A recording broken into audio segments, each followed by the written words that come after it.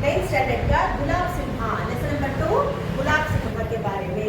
इसको लिखा है सुभद्रा कुमारी चौहान। सुभद्रा कुमारी चौहान का जन्म हुआ था 1904 में, उसका मरण हुआ था 1948 में। मीन्स वो कब 100 ईयर्स बैक उसका जन्म हुआ था, पर उसका जीवन अवधि वो कम था, जस्ट 44 आवर्स उसका जीवन अवधि था। उसका जन्म कब हुआ था 48 तक उसका मरण हो चुका था। ओके, और वो यूपी में था, यूपी में थे उत्तर प्रदेश, ಅದನ್ನ यूपी ಅಂತ ಶಾರ್ಟ್ ಫಾರ್ಮ್ ಅಲ್ಲಿ ಹೇಳ್ತಾರೆ। वो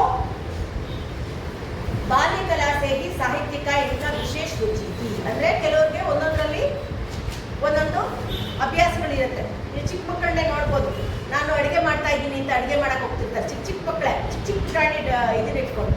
ಕೆಲವು ಮಕ್ಕಳು ಡ್ಯಾನ್ಸಲ್ಲಿ ಜಾಸ್ತಿ ಇಂಪಾರ್ಟೆನ್ಸ್ ಕೊಡ್ತಾರೆ, ಕೆಲವು ಮಕ್ಕಳು ಬಾಯ್ಸು ಸೈಕ್ಲಿಂಗ್, ವೀಲಿಂಗ್ ಮಾಡೋದು, ಮತ್ತು ಕ್ರಿಕೆಟ್ ಆಡೋದು। ಓಕೆ, ಗೇಮ್ಸ್ಗಳ ಈಗೆಲ್ಲ ಗೇಮ್ಸ್ಗಳು ಬಂದಿದೆ, ಮೊಬೈಲ್ ಗೇಮ್ಸ್ ಎಲ್ಲ, ಅದು ಹೆಲ್ತ್ಗೆ ಒಳ್ಳೇದಲ್ಲ। ಓಕೆ, ಆ ರೀತಿ ಒಬ್ಬೊಬ್ರಿಗೆ ಒಂದೊಂಥರ ರುಚಿ ಇರುತ್ತೆ। ಆದರೆ ಈಗ ಇವ್ರು ನೋಡಿ, ಆಗಿನ ಕಾಲದಲ್ಲಿ ಚಿಕ್ಕ ಮಗು ಆಗಿದ್ದಾಗ ಜಸ್ಟ್ 15 ಇಯರ್ಸ್ ಓಲ್ಡ್, ಓಕೆ, 15 ವರ್ಷದಲ್ಲಿ ಅವರು ಸಾಹಿತ್ಯದ ಬಗ್ಗೆ, ಕಾವ್ಯಗಳ ಬಗ್ಗೆ ತುಂಬಾ ಒಲವು ಇತ್ತಂತೆ। ಯಾರಿಗೆ? ಸುಭದ್ರಾ ಕುಮಾರಿ ಚೌಹಾನ್ಗೆ। ये ರಾಷ್ಟ್ರೀಯ ಆಂದೋಲನ में आप भाग लेते थे ಅಂದ್ರೆ ಅವ್ರು ಏನ್ ಮಾಡ್ತಿದ್ರು, ರಾಷ್ಟ್ರೀಯ ಆಂದೋಲನಗಳಲ್ಲಿ, ಆಂದೋಲನ ಅಂದ್ರೆ ಏನು, ರಾಷ್ಟ್ರಕ್ಕೆ ಒಳ್ಳೇದಾಗಬೇಕು, ಅದಕ್ಕೋಸ್ಕರ ನಾನು ಏನ್ ಮಾಡಕ್ಕೂ ರೆಡಿ ಅಂತ ಕೆಲವೊಂದು ಹೋರಾಟಗಳು ಮಾಡ್ತಿದ್ರು, ಗೊತ್ತಿರ್ಬೋದು। ಓಕೆ, ಆ ರೀತಿ ಹೋರಾಟಗಳಿಗೆ ಅವರು ರೆಡಿ ಇರ್ತಿದ್ರು। ಆ ಕೈ ಬಾರ್ ಜೈಲ್ ಗಯೇ ಥಿ ಅಂದ್ರೆ ಕೊಲೆ ಮಾಡಿ ಜೈಲಿಗೆ ಹೋಗೋದಲ್ಲ, ರಾಷ್ಟ್ರಕ್ಕೆ ಒಳ್ಳೇದಾಗ್ಲಿ, ಫ್ರೀಡಮ್ ಫೈಟರ್ಸ್ ಎಲ್ಲ ಅವಾಗ ಜೈಲಿಗೆ ಹೋಗಿದ್ರು, ನಿಮ್ಗೆ ಗೊತ್ತಿರ್ಬೋದು। ಓಕೆ, ಅವರೆಲ್ಲ ಕೆಟ್ಟವರ ಇಲ್ಲ, ಆದ್ರೆ ನಮಗೆ ಬೇಕು ಅಂತ, ನ್ಯಾಯ ಬೇಕು ಅಂತ ಕೇಳಿದಾಗ ಆಗಿನ ಅಧಿಕಾರಿಗಳು ಏನ್ ಮಾಡಿದ್ರು, ಅವ್ರನ್ನ ಕಂಟ್ರೋಲ್ ಮಾಡಕ್ಕಾಗ್ತೀರಾ ಮನೆಗೆ ಜೈಲಿಗೆ ಹಾಕಿದ್ರು। ओके, साहित्य और राजनीतिक जीवन में समान रूप में भाग लेकर जीवन में अंत तक देश का सेवा करती रही। ಅಂದ್ರೆ ಜೀವನದ ಕೊನೆಯವರೆಗೂ ಅವರು ದೇಶ ಸೇವೆಗಾಗಿ ಅವರನ್ನ ಅವರು ಮುಡುಪಾಗಿಟ್ಟಿದ್ರು ಅಂತ। ಕೆಲವರು ತಮ್ಮನ್ನ ತಾವು ಹೆಂಗೆ ಅಂದ್ರೆ ತಮಗೆ ಫ್ಯಾಮಿಲಿಗಿಂತ ಇಂಪಾರ್ಟೆನ್ಸು ಅವ್ರಿಗೆ ರಾಜಕೀಯನೇ ಇಂಪಾರ್ಟೆಂಟ್ ಆಗಿರುತ್ತೆ। ಹಗಲು ರಾತ್ರಿ ಎಲ್ಲ ರಾಜಕೀಯದ ಬಗ್ಗೆನೇ ಯೋಚನೆ ಮಾಡ್ತಿರ್ತಾರೆ ಕೆಲವು ರಾಜಕಾರಣಿಗಳು, ಗೊತ್ತಿರ್ಬೋದು ನಿಮಗೆ।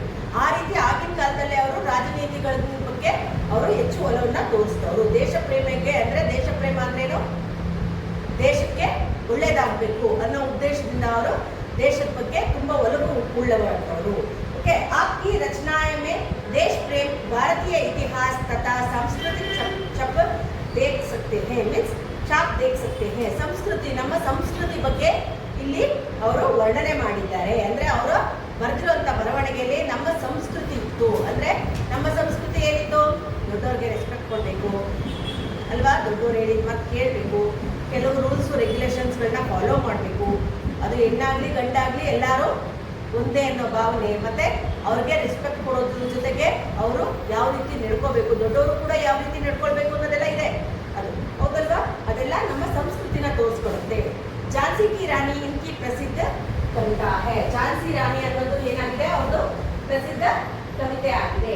ಅದ್ರ ಜೊತೆಗೆ ತ್ರಿದಾರ ಮತ್ತೆ ಮುಕುಲ್ ಇದು ಸಂಕಲನವಾಗಿದೆ। ಸಂಕಲನ ಮೀನ್ಸ್ ಅದನ್ನ ಟ್ರಾನ್ಸ್ಲೇಟ್ ಮಾಡಿದ್ದಾರೆ, ಅಂದ್ರೆ ತಿಳ್ಕೊಳ್ಳಿ, ನಮ್ಮ ಜನಗಳು ಅಂದ್ರೆ ನಮ್ಮ ಭಾಷೆಯಲ್ಲಿ ಒಂದು ಕನ್ನಡ ಭಾಷೆಯಲ್ಲೇ ಯಾವ್ದಾದ್ರು ಮಾಡಿದ್ದಾರೆ ಅಂತ ತಿಳ್ಕೊಳ್ಳಿ ಒಂದು ಕವಿತೆನ, ಅದನ್ನ ಬೇರೆ ಭಾಷೆಗೆ ಟ್ರಾನ್ಸ್ಲೇಟ್ ಮಾಡ್ತಾರೆ ಅಂದ್ರೆ ಅದು ತುಂಬಾ ಚೆನ್ನಾಗಿರುತ್ತೆ, ಅದು ಇನ್ನೊಬ್ರು ಓದಲಿ ಅನ್ನೋ ಉದ್ದೇಶಕ್ಕೆ ಅದನ್ನ ಟ್ರಾನ್ಸ್ಲೇಟ್ ಮಾಡ್ತಾರೆ ಅಲ್ವಾ। ಆ ರೀತಿ ಇದನ್ನು ಕೂಡ ಸಂಕಲನ ಮಾಡಿದ್ದಾರೆ, ಯಾವ್ದನ್ನ, ತ್ರಿದಾರ ಮತ್ತೆ ಮುಕುಲ್ ಅನ್ನೋ ಒಂದು ಅವರ ಸಂಕಲನವನ್ನ ಪ್ರಸಿದ್ಧವಾಗಿದೆ।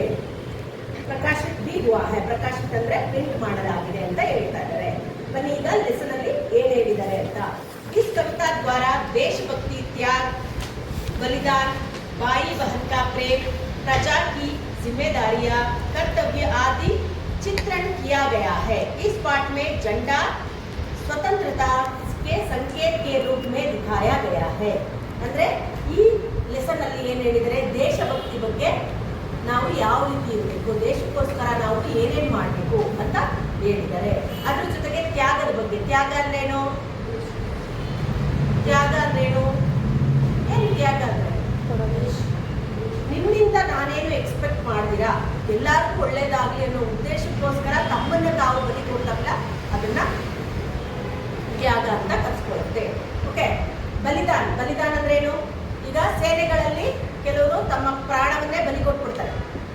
ಗೊತ್ತಿರ್ಬೋದು, ಅವ್ರು ಯಾವ ರಿಲಿಜಿಯನ್ ಏನೂ ಗೊತ್ತಿಲ್ಲ, ನಮ್ಮ ದೇಶ ರಕ್ಷಣೆ ಮಾಡಬೇಕು ಅನ್ನೋ ಉದ್ದೇಶಕ್ಕೆ ಎಷ್ಟೋ ಜನ ಸೈನಿಕರು ಮರಣ ಹೊಂದುತ್ತಾರೆ. ಅವ್ರನ್ನ ವೀರರು ಅಂತ ಕರೀತಾರೆ, ಅವ್ರನ್ನ ವೀರ ಮರಣ ಹೊಂದಿದರು ಅಂತ ಕರೀತಾರೆ. ಓಕೆ, ಅವ್ರು ಸತ್ತ ಮೇಲೂ ಕೂಡ ದೇಶ ಅವ್ರನ್ನ ಗೌರವಿಸುತ್ತೆ, ಅವ್ರ ಫ್ಯಾಮಿಲಿನೂ ಕೂಡ ಹಂಗೆ ಗೌರವಿಸುತ್ತೆ, ಹೌದಲ್ವಾ? ಅದನ್ನ ಬಲಿದಾನ ಅಂತ ಕರೆಸ್ಕೊಳ್ಳುತ್ತೆ. ओके, भाई बहन का प्रेम और प्रजा की जिम्मेदारी. भाई बहन अंद्रेनो?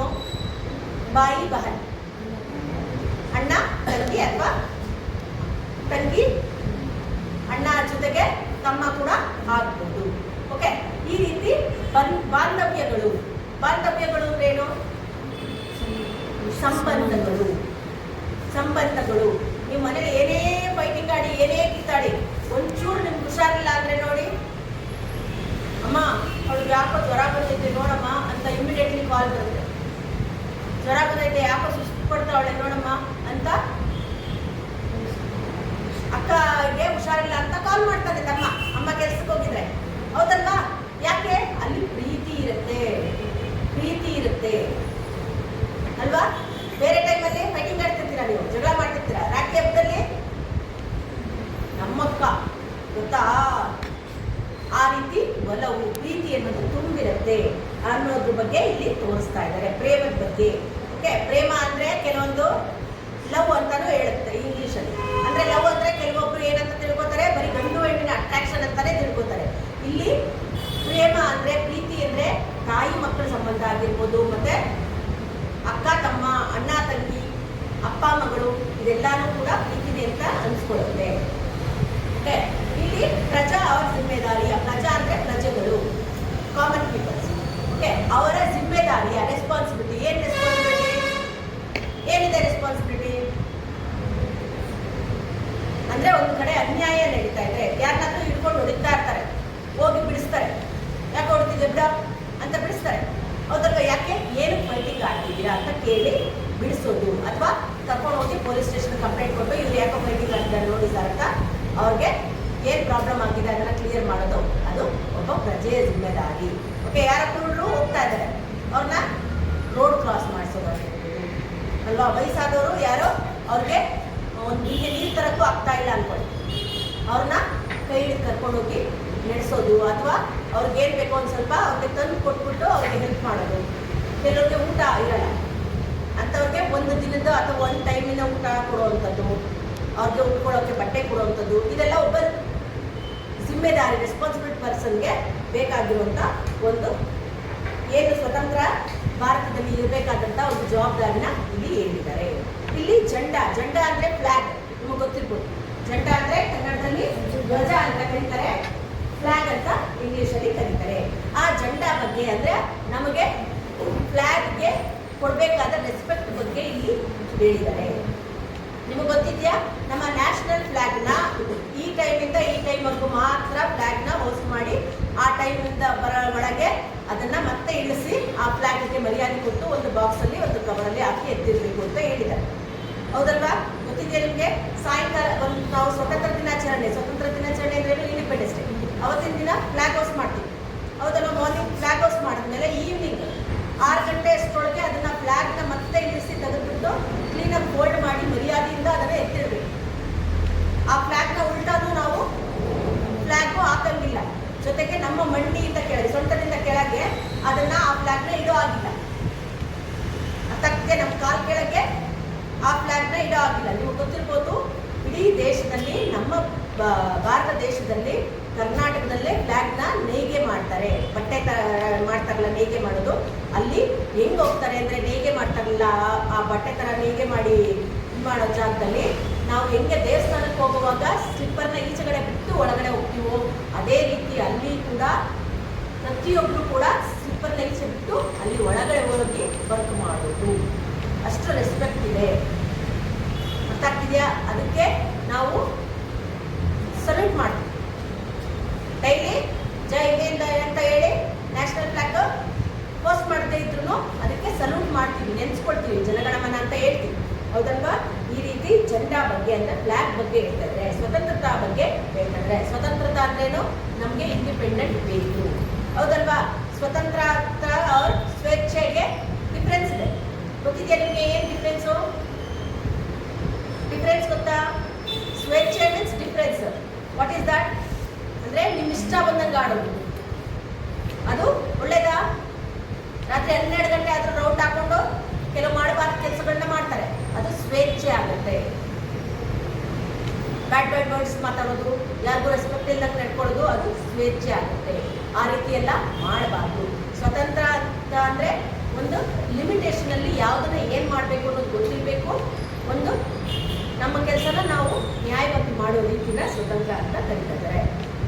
ಇಲ್ಲಿ ನೋಡಿ ಏನು ಹೇಳಿದ್ದಾರೆ, ದಿನ और ತಾರೀಖ್ की जरूरत नहीं ಅಂತ ಹೇಳಿದ್ದಾರೆ. ಅಂದರೆ ಯಾವ ದಿನ ಯಾವ ಡೇಟು ಅನ್ನೋದು ಬೇಡ ಅಂತ ಹೇಳಿದ್ದಾರೆ. ಈ ಸ್ಟೋರಿಲಿ ಏನು ಹೇಳ್ತಾ ಇದ್ದಾರೆ, ಒಂದು ದಿನದಲ್ಲಿ ತಾರೀಖಲ್ಲಿ ಪಕಡ್ಕರ್ ಕ್ಯಾ ಚಲೆ ಅಂದರೆ ಒಂದು ದಿನದ ತಾರೀಖನ್ನ ಇಟ್ಕೊಂಡು ಏನು ಮಾಡ್ತೀರಾ, ಈ ಸ್ಟೋರಿ ಏನಿದೆ ಅದರ ಮರ್ಮ ಏನಿದೆ ಅಂತ ತಿಳ್ಕೊಳ್ಳಿ ಅಂತ ಹೇಳ್ತಾ ಇದ್ದಾರೆ.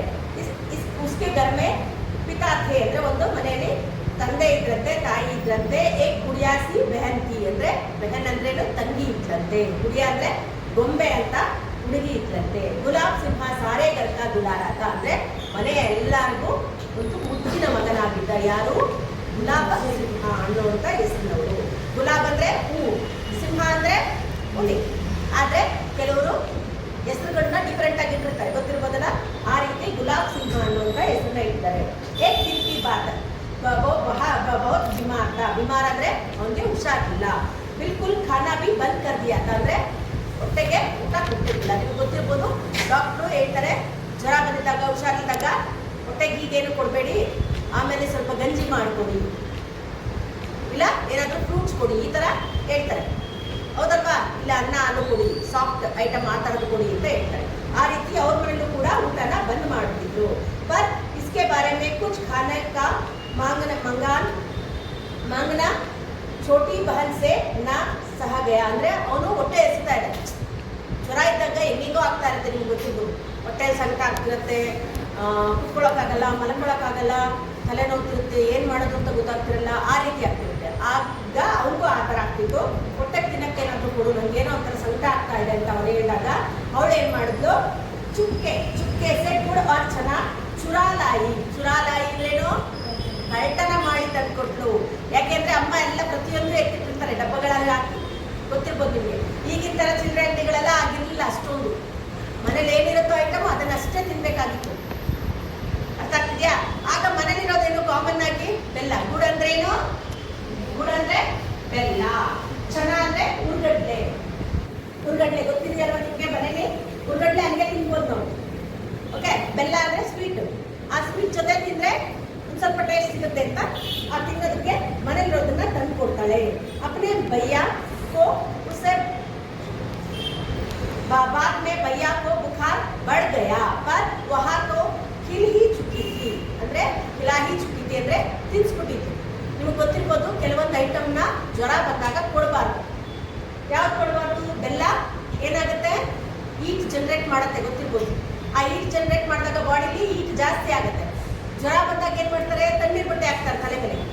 ಯಾಕೆ? ಬಾಡಿಲಿರೋ ಕೋಲ್ಡು ಏನಾಗಲಿ, ಒಂದು ಸ್ವಲ್ಪ ಹೀಟ್ ಕಡಿಮೆ ಆಗಿ ಕೋಲ್ಡು ಆಗಲಿ, ಸ್ವಲ್ಪ ತಂಪಾಗಲಿ, ದೇಹ ತಣ್ಣಗಾಗಲಿ ಅನ್ನೋ ದೃಷ್ಟಿಯಿಂದ ತಣ್ಣೀರು ಬಟ್ಟೆನ ಅಮ್ಮ ಮೈಸೂರೋದು ಅಥವಾ ತಲೆ ಮೇಲೆ ಬಟ್ಟೆ ಹಾಕೋದು ಅದೆಲ್ಲ ಮಾಡ್ತಾರೆ, ಹೌದಲ್ವಾ? ಯಾಕೆಂದರೆ ಆ ಕೋಲ್ಡು ಸ್ವಲ್ಪ ತಣ್ಣಗಿರುವ ಬಟ್ಟೆ ಹಾಕೋದ್ರಿಂದ ಬಿಸಿ ತಂಪಾಗುತ್ತೆ, ಕೋಲ್ಡ್ ಆಗುತ್ತೆ, ಸ್ವಲ್ಪ ತಣ್ಣಗಾಗುತ್ತೆ ಅನ್ನೋ ದೃಷ್ಟಿಯಿಂದ. अपने भाई संतोष के लिए वो माँ बाप को गुस्सा भी सहने के लिए तैयार थी. ಅಂದರೆ ಅಪ್ಪ ಅಮ್ಮ ಕೋಪಿಸ್ಕೊತಾರೆ ಅನ್ನೋದು ಗೊತ್ತು. ಓಕೆ, ಆದರೂ ಕೂಡ ತನ್ನ ತಮ್ಮನ ಸಂತೋಷಕ್ಕೋಗಿ ಅವಳು ಏನು ಮಾಡೋಕ್ಕೂ ರೆಡಿ ಇದ್ಲು. ಓಕೆ, ಪರ್ ಭಯ್ಯ ಗುಡ್ और चने की बात किसी को ना बताई. ಅಂದರೆ ಬಾಯಿಗೆ ಗುಡ್ और चने ಅಂದರೆ ಅನ್ನ ತಿಂದಿದ್ದು, ಗುಡ್ और चने ಅಂದ್ರೇನು, ಬೆಲ್ಲ ಮತ್ತು ಹುರ್ಗಡ್ಲೆ ವಿಷಯನ ಯಾರಿಗೂ ಹೇಳಿರಲಿಲ್ಲ. धीरे धीरे रोग उतर गया पर बाई मन पर बहन के प्रेम से चप पड़ गई. ಅಂದರೆ ಸ್ವಲ್ಪನೇ ಜ್ವರ ಕಡಿಮೆ ಆಗ್ತಾ ಬಂದಂತೆ. ऐसी एक नहीं अनेक बात ಅಂದರೆ ಇದಲ್ಲದೆ ತುಂಬ ವಿಷಯಗಳಿದೆ, ಹೌದಲ್ವಾ? ಅಣ್ಣ ತಂಗಿ ವಿಷಯ ತುಂಬ ಇರುತ್ತೆ. बहन की माँ की पिता की उसके मन पर छिपी थी. ಅಂದರೆ ಪ್ರೀತಿ ವಿಶ್ವಾಸ ಅನ್ನೋದು ಮನಸ್ಸಿನಲ್ಲಿ ತುಂಬಿರುತ್ತೆ. वह कभी उनसे लड़ता झगड़ता भी पर आंखों में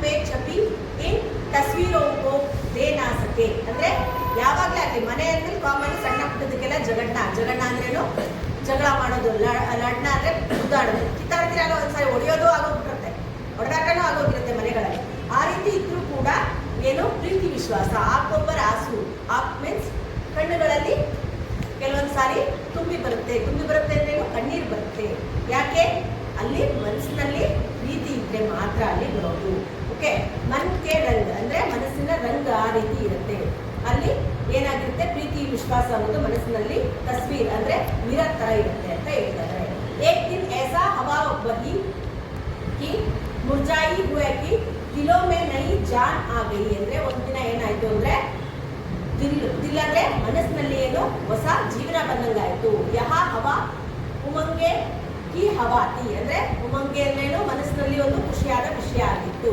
ವಹ ಬಾರಿ ಜುಲೂಸ್ ನಿಕ್ಲಿನಾತ ಜುಲೂಸ್ ಅಂದ್ರೆ ಮೆರವಣಿಗೆ ಏನ್ ಮೆರವಣಿಗೆ ಮದುವೆ ಮೆರವಣಿಗೆನ ಇಲ್ಲ ಇದು ಹೋರಾಟದ ಮೆರವಣಿಗೆ ಹೋರಾಟ ಅಂದ್ರೇನು ಸ್ಟ್ರೈಕ್ ಮಾಡ್ತಾರೆ ಗೊತ್ತಿರ್ಬೋದು ನಿಮ್ಗೆ ಬೇಕೇ ಬೇಕು ನ್ಯಾಯ ಬೇಕು ಅಂತೆಲ್ಲ ಸ್ಟ್ರೈಕ್ ಮಾಡ್ತಾರೆ ಅಂದ್ರೆ ಇದು ಸರಿ ಇಲ್ಲ ಇದು ತಪ್ಪು ಅಂತ ಹೇಳೋದಕ್ಕೆ ಒಂದು ಸರ್ಕಾರಕ್ಕೆ ಆಗ್ಲಿ ಒಂದು ರಾಜ ಮಹಾರಾಜರಿಗೆ ಆಗ್ಲಿ ಅವಾಗಿಂದನೂ ಇದು ನಡೆದು ಬಂದಿದೆ ಒಂದು ಹೈವೇ ರೋಡ್ಗಳಲ್ಲಿ ಬ್ಲಾಕ್ ಮಾಡೋದು ಅಲ್ಲಿ ಸ್ಟ್ರೈಕ್ ಮಾಡೋದು ಆ ರೀತಿ ಮಾಡ್ತಾರೆ ಈಗಲೂ ಕೂಡ ನೋಡಿರ್ಬೋದು ನೀವು ಇದ್ರ ಹತ್ರ ಬೇಕ್ರಿ ಸರ್ಕಲ್ಲು ಅಥವಾ ಮಾರ್ಕೆಟ್ ಯಾವುದು ಮೈಸೂರು ಬ್ಯಾಂಕ್ ಹತ್ರ ಅಲ್ಲೆಲ್ಲ ಈಗಲೂ ಕೂಡ ಸ್ಟ್ರೈಕ್ಗಳು ಮಾಡ್ತಾರೆ ಆ ರೀತಿ ಅಂದ್ರೆ ನಮಗೆ ಬೇಕು ಇದು ನ್ಯಾಯ ಅಲ್ಲ ಅಂತ ಒಂದು ಕೆಲವೊಂದು ಹೇಳೋ ರೀತಿನ ಈ ರೀತಿ ಎಕ್ಸ್ಪೋಸ್ ಮಾಡಿ ಹೇಳ್ತಾರೆ ಓಕೆ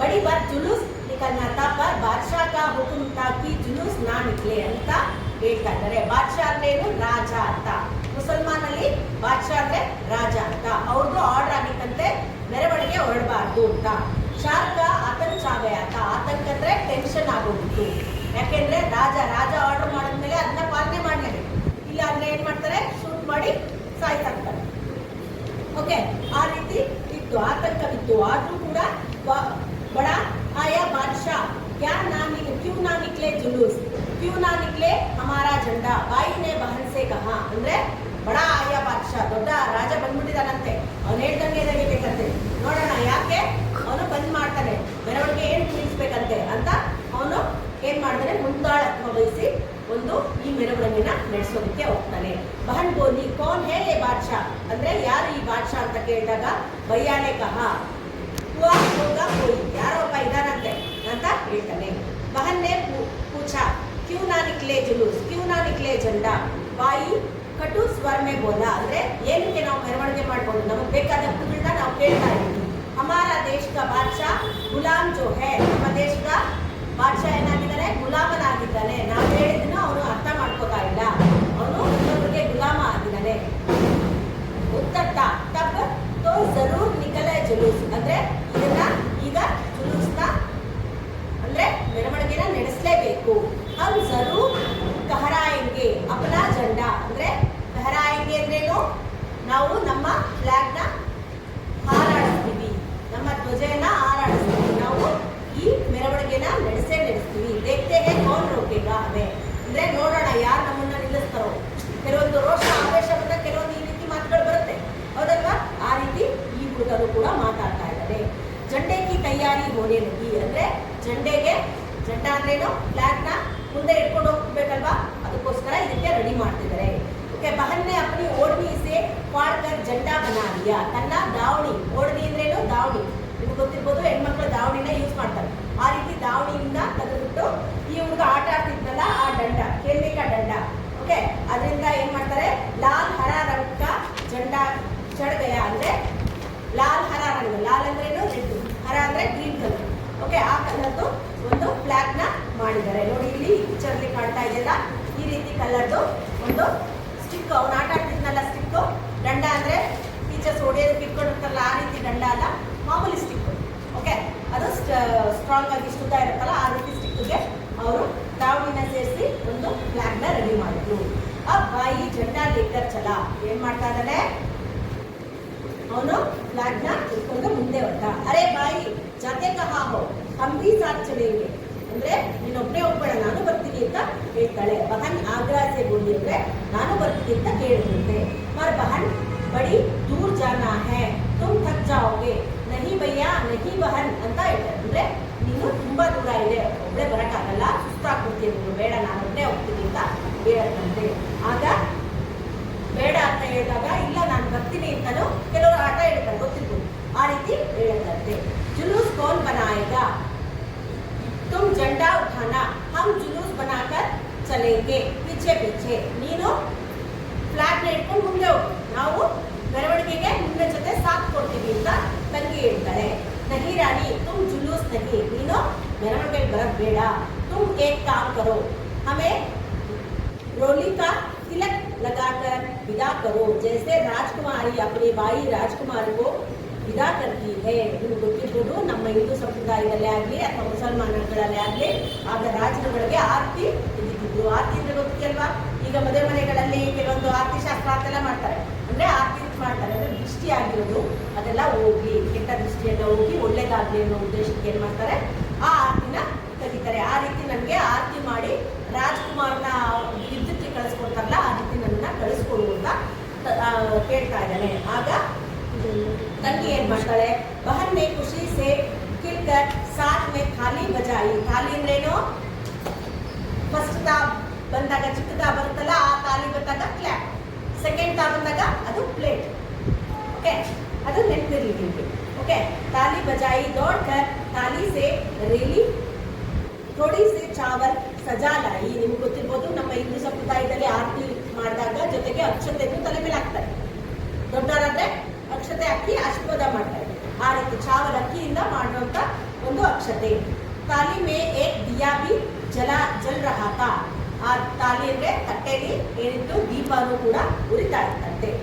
ಬಾಯಿ ಕಿ ಆರತಿ ಉತಾರ್ನಿ ಥಿ ಅಂದ್ರೆ ಅಣ್ಣನ ಆರತಿ ಮಾಡಬೇಕಾಗಿತ್ತು. ಅಣ್ಣ ಅಥವಾ ತಮ್ಮ ಎರಡೂ ಬರುತ್ತೆ. ओके, मुंह में चारों तरफ घूमती थाली एक आभा मंडल का बनाने लगी. उसने देवी देवताओं का चित्र को भी वैसा ही आभा मंडल देखा था. बाई का चारों तरफ वैसा ही आभा मंडल देखकर वह बहुत खुश हुई. आभा मंडल ಅಂದ್ರೆ ಏನು ಗೊತ್ತಿದೆಯಾ ನಿಮಗೆ? ಆಭಾ ಮಂಡಲ್ ಅಂದ್ರೆ ನೀವು ಈಗಿನ ಪಿಕ್ಚರ್ಗಳು ನೋಡ್ಬೋದು ಅಥವಾ ದೇವಸ್ಥಾನಗಳಲ್ಲಿ ಹೋಗಿರ್ಬೋದು. ದೇವಸ್ಥಾನಕ್ಕೆ ಹೋದ್ರು ಕೂಡ ಅಲ್ಲಿ ದೇವರ ವಿಗ್ರಹನ ಕೊಟ್ಟಿರ್ತಾರೆ. ಬ್ಯಾಕ್ ಸೈಡ್ ಏನು ಫುಲ್ಲು ಒಂದು ಪ್ರಕಾಶಮಾನವಾಗಿ ಬೆಳಕಾಗುವಂತ ರೀತಿಯಲ್ಲಿ ತೋರಿಸ್ತಾರೆ, ಗೊತ್ತಾಯ್ತಾ? ಅಲ್ಲಿ ಪ್ರಭಾವಳಿ ಇರ್ತಾರೆ, ನಿಮ್ಗೆ ಗೊತ್ತಿರ್ಬೋದು, ಬ್ಯಾಕ್ ಸೈಡ್ ಹಾಕಿರ್ತಾರೆ, ಪ್ರಭಾವಳಿ ಅಂತ ಕರೀತಾರೆ. ಬ್ಯಾಕ್ ಸೈಡ್ ಇರ್ತಾರೆ ಪ್ರಭಾವಳಿ ಅಂತ. ಅದೇ ತರ ಈ ಪಿಕ್ಚರ್ಗಳಲ್ಲೂ ಏನ್ ಮಾಡ್ತಾರೆ, ದೇವಿ ಪಾತ್ರ ಅಥವಾ ದೇವರ ಪಾತ್ರ ಮಾಡ್ತಿದ್ದಾಗ ಬ್ಯಾಕ್ ಸೈಡ್ ಲೈಟಿಂಗ್ ಕೊಡ್ತಾರೆ. ಆ ಲೈಟಿಂಗ್ ಎಲ್ಲ ಕಡೆಗೆ ಪ್ರಕಾಶವಾಗಿ ಬೀಳುತ್ತಾರೆ. ಆ ರೀತಿ ಕಾಣ್ತಾ ಇತ್ತಂತೆ ತನ್ನ ಅಣ್ಣ ಅಥವಾ ತಮ್ಮನಲ್ಲಿ. ಓಕೆ, ಅದನ್ನ ನೋಡಿ ಅವಳಿಗೆ ತುಂಬಾ ಖುಷಿ ಆಯ್ತಂತೆ. ಅಂದ್ರೆ ನನ್ನ ತಮ್ಮ ಎಷ್ಟು ಪವರ್ಫುಲ್ ಅಂತ ಅನ್ನಿಸ್ತಂತೆ. ಕೆಲವ್ರಿಗೆ ಒಳ್ಳೆ ಪಾಸಿಟಿವ್ ಎನರ್ಜಿ ಇರುತ್ತೆ, ಗೊತ್ತಿರ್ಬೋದು ನಿಮಗೆ. ಆ ರೀತಿ ಅವರಲ್ಲಿ ಕಾಣ್ತಾ